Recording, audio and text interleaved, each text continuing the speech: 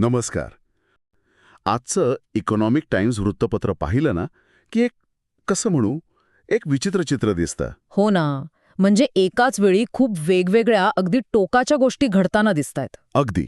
म्हणजे बघा ना, पहिल्याच पानावर दिल्लीबद्दल एकच शब्द वापरलाय, एअर पोकेलिप्स. एअर पॉकेलिप्स, बापरे. हो, म्हणजे शहर अक्षरशः गुदमरतंय. आणि त्याचवेळी आतल्या पानांवर आपण इलॉन मस्कच्या स्टारलिंकमुळे ताऱ्यांपर्यंत पोहोचण्याच्या गोष्टी वाचतोय. हाच तो विरोधाभास. आणि मला वाटतं हाच विरोधाभास आजच्या सगळ्या बातम्यांमध्ये दिसणार आहे. तंत्रज्ञान, अर्थव्यवस्था, समाज, सगळीकडे हीच ओढाताण सुरू आहे. बरोबर. चला तर मग या बातम्यांच्या आत डोकावून बघूया आणि समजून घेऊया की नेमकं काय घडतंय. नक्की. सुरुवात यात सर्वात मोठ्या आणि चिंताजनक बातमीनी करूया. एअर पोकॅलिप्स. दिल्लीतली हवेची गुणवत्ता गंभीर पातळीच्याही पुढे गेली आहे असं म्हटलंय. हो. या बातमीत एका सोर्स अपोर्शमेंट स्टडीचा उल्लेख आहे. म्हणजे नक्की काय आहे? शास्त्रज्ञांना हे नक्की कसं कळतं की प्रदूषणासाठी कोण जबाबदार आहे? खूप छान प्रश्न आहे. सोर्स अपोर्शनमेंट स्टडी म्हणजे काय की शास्त्रज्ञ हवेचे नमुने घेतात. अच्छा. आणि त्यातले जे कण असतात ना, ते कुठून आले आहेत याचा एक प्रकारे रासायनिक अभ्यास करतात. म्हणजे हा धूर गाडीच्या सायलेन्सरमधनं आलाय की पेंढा जाळल्यामुळे आलाय. ही कुठल्या फॅक्टरीमधनं आलंय? अगदी. किंवा हे धुलीकण बांधकामाच्या जागेवरून आलेत, हे ते अचूकपणे ओळखू शकतात. म्हणूनच या बातमीतली आकडेवारी खूप महत्वाची आहे. आणि काय सांगते ही आकडेवारी? ती खूपच स्पष्ट आहे. दिल्लीच्या या जीवघेण्या प्रदूषणात तब्बल 26% वाटा हा पंजाब आणि हरियाणामध्ये जो पेंढा जाळला जातो त्याचा आहे. 26%? हो. त्यानंतर 17% वाटा आहे तो वाहनांमधून होणाऱ्या उत्सर्जनाचा.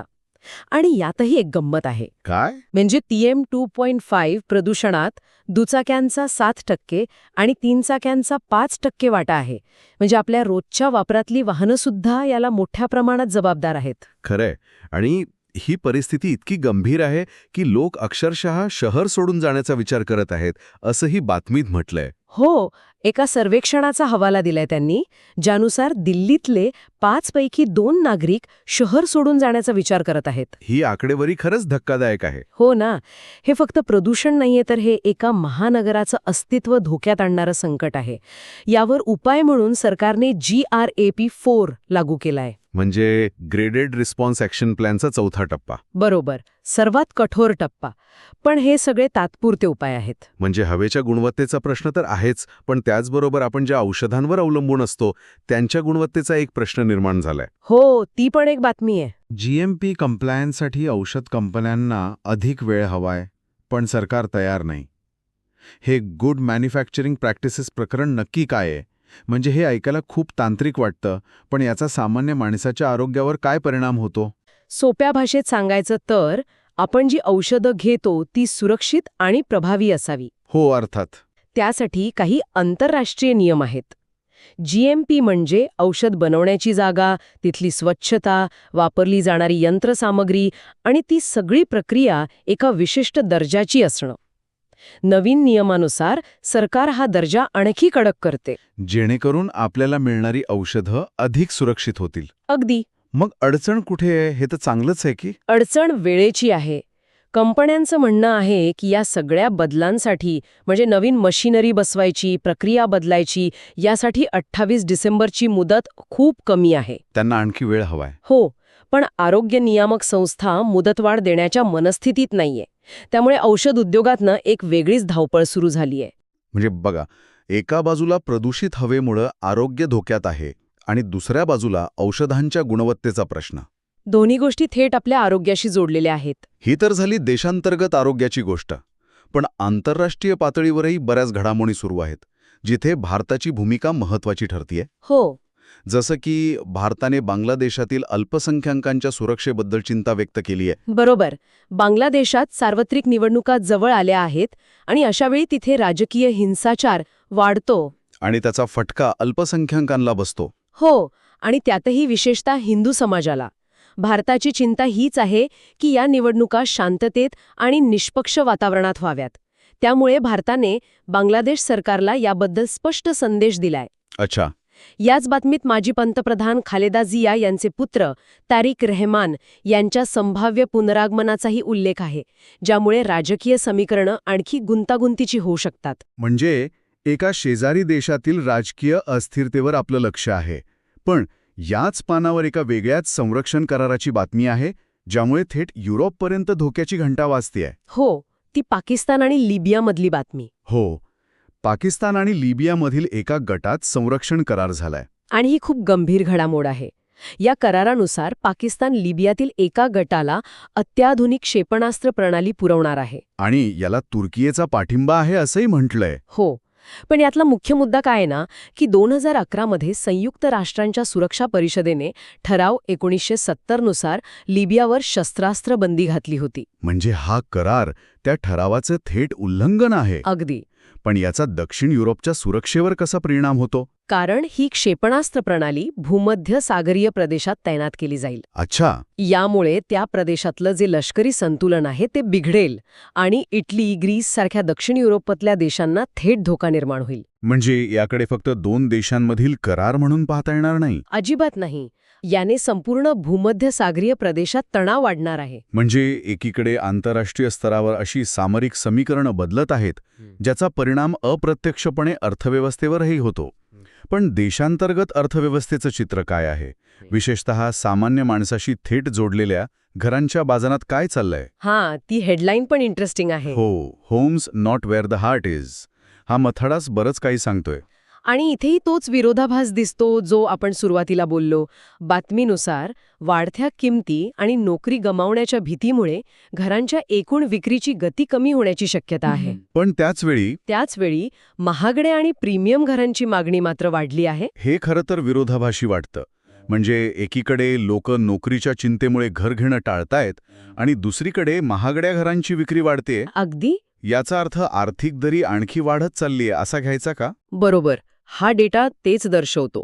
मध्यम वर्गासाठी घर खरेदी करणं कठीण होत चाललंय, तर उच्च उत्पन्न गटाची खरेदी क्षमता वाढत आहे. आणि याच बातमीत मुंबईचा पण एक मुद्दा आहे. हो, तिथले बिल्डर्स नवीन प्रकल्प सुरू करण्यासाठी महापालिका निवडणुकीच्या तारखा जाहीर होण्याची वाट पाहतायत. कारण एकदा निवडणुकीची आचारसंहिता लागली की नवीन प्रकल्पांना मंजुरी मिळवणं कठीण होऊन जातं. आर्थिक घडामोडींमध्ये कॉर्पोरेट जगात एक मोठी उलथापालट झालीय. कोफोर्ज ही भारतीय आयटी कंपनी अँकोरा नावाच्या सिलिकॉन व्हॅलीतल्या कंपनीला विकत घेत आहे. आणि ती रक्कम पण बघा, $2.35 अब्ज. हो, खूप मोठी रक्कम आहे. ही आयटी क्षेत्रातली एक मोठी आणि खरं तर महत्वाची घडामोड आहे. एन्कोरा ही कंपनी उत्पादन विकास आणि अभियांत्रिकी सेवांमध्ये विशेषज्ञ आहे. अच्छा. आतापर्यंत भारतीय आयटी कंपन्या सॉफ्टवेअर सेवांसाठी ओळखल्या जायच्या, पण या करारामुळे कोफोर्स सारख्या कंपन्या आता उत्पादनाच्या मूळ डिझाईन आणि इंजिनिअरिंगमध्ये प्रवेश करत आहेत. याला व्हॅल्यू चेनमध्ये वर जाणं म्हणतात. ज्यामुळे त्यांना जास्त फायदा मिळतो. अगदी बरोबर. आणि तंत्रज्ञानाच्या जगातली दुसरी मोठी बातमी, जिचा आपण सुरुवातीला उल्लेख केला, Starlink shooting for the stars. म्हणजे इलॉन मस्कची स्टारलिंक भारतात येणार ही चर्चा तर खूप दिवसांपासून सुरू आहे. हो, पण आता ते खरंच प्रत्यक्षात येणार असं दिसतंय. या बातमीत काय डिटेल्स आहेत? स्टारलिंकने 2026च्या उत्तरार्धात भारतात पूर्ण व्यावसायिक सेवा सुरू करण्याचं उद्दिष्ट ठेवलंय. सध्या स्पेक्ट्रम वाटपासाठी सरकारसोबत त्यांची बोलणी अंतिम टप्प्यात आहेत. ही सॅटेलाईटद्वारे हाय स्पीड इंटरनेट पुरवणारी सेवा आहे. हो, आणि विशेषतः दुर्गम आणि ग्रामीण भागांसाठी ही एक गेम चेंजर ठरू शकते, जिथे केबल किंवा फायबरद्वारे इंटरनेट पोहोचलेलं नाही. या बातमीत त्यांच्या सध्याच्या वापरकर्त्यांचे आकडेही दिले आहेत. ते खूप प्रभावी आहेत. हो ना. सध्या अमेरिकेत त्यांचे 20 लाख तर युकेमध्ये 1 लाखापेक्षा जास्त वापरकर्ते आहेत आणि जगभरात 59 देशांमध्ये त्यांची सेवा उपलब्ध आहे. भारतात इंटरनेट वापरकर्त्यांची संख्या पाहता त्यांच्यासाठी ही एक प्रचंड मोठी बाजारपेठ आहे. नक्कीच. म्हणजे एकीकडे कोफोर्जसारख्या कंपन्या जागतिक स्तरावर विस्तारत आहेत, स्टारलिंकसारख्या जागतिक कंपन्या भारतात येत आहेत. पण या सगळ्याचा शेअर बाजारावर काय परिणाम दिसतोय? डी स्ट्रीट एजेस डाऊन असं दिसतंय. म्हणजे बाजार थोडा खाली आला आहे. हो, जागतिक अनिश्चिततेमुळे आणि वर्षाच्या शेवटी व्यवहार कमी झाल्यामुळे शेअर बाजारात किंचित घट झाली आहे. गुंतवणूकदार सध्या थांबा आणि पहाच्या भूमिकेत आहेत. पण या बातमीसोबत इतर काही बातम्या जोडून पाहिल्या तर अर्थव्यवस्थेचं मोठं चित्र दिसतं. बरोबर. जसं की एकीकडे बँकांमध्ये तरलतेची म्हणजे रोख रकमेची कमतरता निर्माण झाली आहे. रुपया डॉलरच्या तुलनेत 15 पैशांनी घसरून 89.86 वर पोहोचला आहे. आणि पंजाब नॅशनल बँक तब्बल 2,560 कोटी रुपयांची बुडीत मालमत्ता विकत आहे, ही पण एक बातमी आहे. बरोबर. या सगळ्या गोष्टी एकत्र पाहिल्या की लक्षात येतं की अर्थव्यवस्थेसमोर काही आव्हानं आहेत.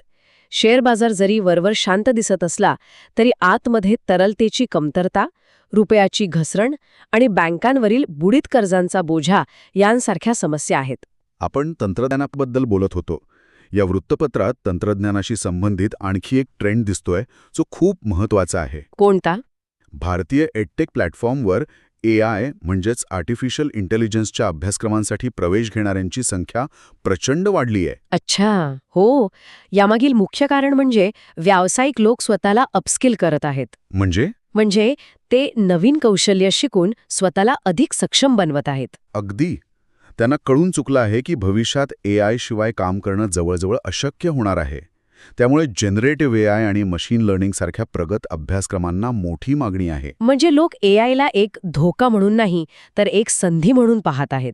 बरोबर. पण इथेच तंत्रज्ञानाची दुसरी गडद बाजू समोर येते. एकाच वेळी आपण ही सकारात्मक बातमी वाचतो आणि दुसरीकडे एक लेख आहे ज्याचा मथळा आहे AI videos have flooded social media, no one was ready. हो. म्हणजे एकीकडे व्यावसायिक लोक AI शिकण्यासाठी दर्दी करत आहेत कारण त्यांना प्रगती करायची आहे, आणि दुसरीकडे त्याच AIचा वापर करून डीप फेक व्हिडिओ समाजाला मागे खेचत आहेत. एकाच तंत्रज्ञानाची ही दोन टोकं आपण एकाच वेळी अनुभवतोय, नाही का? अगदी बरोबर. आणि हेच आजच्या तंत्रज्ञानासमोरील सर्वात मोठं आव्हान आहे. It's a classic double edged sword. बरोबर. या बातमीत डोनाल्ड ट्रम्पसारख्या राजकीय नेत्यांच्या AI आवृत्त्यांचा उल्लेख आहे ज्यांचे व्हिडिओ खूप व्हायरल झाले. हे इतक्या वेगाने घडलं की यावर नियंत्रण कसं ठेवायचं, किंवा किमान या व्हिडिओंना वॉर्निंग लेबल कसं लावायचं? हो, म्हणजे ते खरे नाहीत हे कसं ओळखायचं यासाठी सोशल मीडिया कंपन्या किंवा सरकार कोणीच तयार नव्हतं. कधी तंत्रज्ञान ज्या वेगाने पुढे जात आहे त्या वेगाने आपले नियम आणि आपली समज पुढे जात नाहीये. नेमका हाच मुद्दा आहे. The real question the newspaper hints at is whether our readiness to regulate is keeping pace with our eagerness to adopt. म्हणजे तंत्रज्ञान स्वीकारण्याची आपली जेवढी घाई आहे तेवढी तयारी ते नियंत्रणात ठेवण्याची आहे का, हा खरा प्रश्न आहे. बरोबर. तर आज आपण या वृत्तपत्रातून एक विलक्षण प्रवास केला. दिल्लीच्या गुदमरणाऱ्या हवेपासून ते स्टारलिंकच्या अंतराळातील महत्वाकांक्षेपर्यंत, आणि बांगलादेशच्या निवडणुकीतील भारताच्या चिंतेपासून ते लिबिया पाकिस्तान करारामुळे युरोपवर आलेल्या धोक्यापर्यंत. हो. आणि या सगळ्या बातम्यांमध्ये एक समान धागा आहे बदलाचा आणि त्या बदलामुळे निर्माण झालेल्या आव्हानांचा. प्रदूषण हे हवामानातील बदलाचं आव्हान आहे. GMP कम्प्लायन्स हे उद्योगातील बदलाचं आव्हान आहे. आणि AI हे तर आपल्या संपूर्ण समाजाच्या अस्तित्वासमोरचे एक मोठं आव्हान आणि संधी दोन्ही आहे. हो. तरच हे वृत्तपत्र आपल्याला एक असं जग दाखवतंय जे एकाच वेळी प्रदूषणासारख्या तात्काळ संकटांशी झुंजत आहे आणि AI व अंतराळ तंत्रज्ञानाने परिभाषित भविष्याकडे धावत आहे. अगदी. जाता जाता एक विचार मनात येतो. स्टारलिंक सारख्या सेवांमुळे आपण आकाशातील ताऱ्यांपर्यंत पोचण्याचा विचार करत असताना आपल्या पायाखालची जमीन आणि आपण श्वास घेत असलेली हवा वाचवण्यासाठी आपण तितकेच गंभीर आहोत का?